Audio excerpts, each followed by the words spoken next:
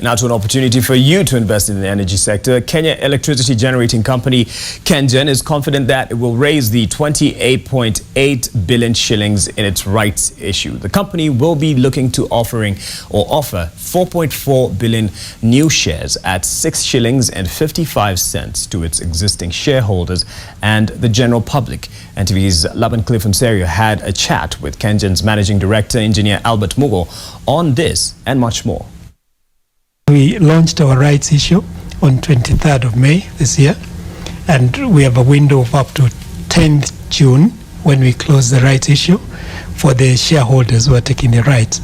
However, for those who are not shareholders and may want to take any leftovers, we have another window of 7 days from 10th June to 17th June when they can indicate how much they wish to buy, but a minimum of 100,000 shares. 100,000. Because what you're offering to the shareholders seems to be kind of a juicier option, you know, the ratio of 2:2 shares held. Yes, so we are saying that we think that the shareholders will take the rights. But, you know, when a project like this, it's always good to have a plan B.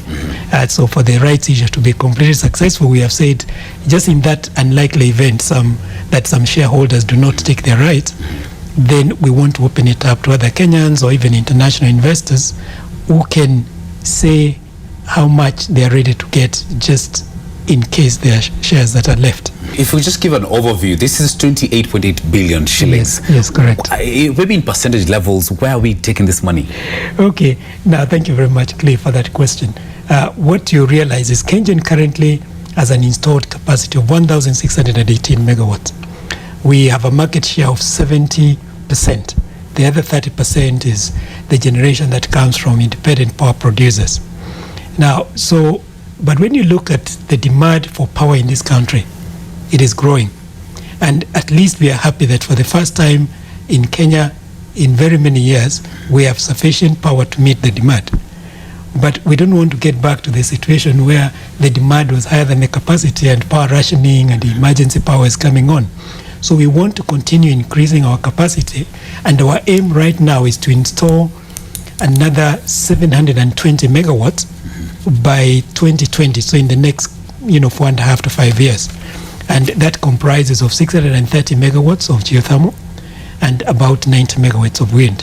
So the money that we are raising from the shareholders, they are putting in some equity, which will help us then to access some of the debt that we have already been promised by some development financial institutions, such as JICA of Japan, AFD of France, KfW of Germany, or even the World Bank. Because even if they give us very cheap money, if we don't have the corresponding equity to put into the projects, then we would not be able to accomplish this strategy of adding 720 megawatts to the grid. Quite ambitious plans, Engineer Mugo, but the concern amongst many Kenyans is, actually last time you were here, I asked you more about reliability. Seems you've sorted out reliability, you have enough power, but now it comes in the issue of costs. Okay. There's a worry that perhaps with these projects that we're having, this might also translate to higher cost of electricity in the country. Okay, what I would say, Clive, is this, and this is a position we've taken as we discuss with government and other stakeholders. Everybody is very concerned about the cost of electricity because it is very important that we keep the cost of electricity as low as possible so that Kenya can become competitive. So as we develop these projects, we are conscious of that aspect, that the price of electricity is critical. And that is why when you look at the projects that we are doing, they are carefully chosen so that geothermal provides the bulk of that. And as we probably know and we've explained in the sector, geothermal right now is the least cost way of providing the power. Not only that, we are also tracking and keeping a close tag on how the demand is growing, so that we are not going to put over capacity to a level that is not going along the way the demand is. At a point where you're a near monopoly in the country, and at a share price of 6 shillings and 50 cents average, how would you argue it out? Because the share price seems quite suppressed.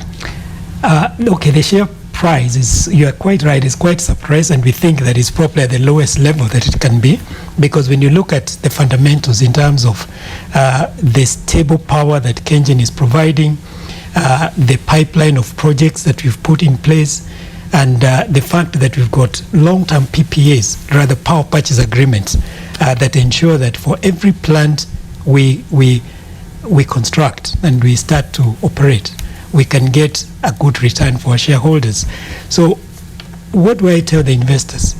That this is the right time to invest, because it can't be, the share cannot be any lower than it is.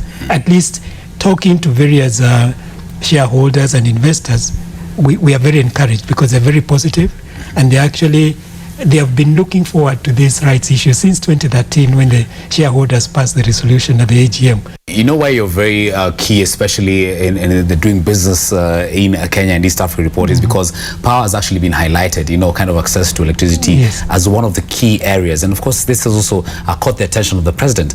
So do you mean to say that even now or in the near future, power should not be an issue, especially to an investor setting up shop here? To be honest, from KENGEN's point of view, and if I may talk of what I hear in the sector, because we interact with the Ministry of Energy and Petroleum, we interact with our regulator, we interact with other stakeholders, power should not be a problem in Kenya. That is a thing of the past.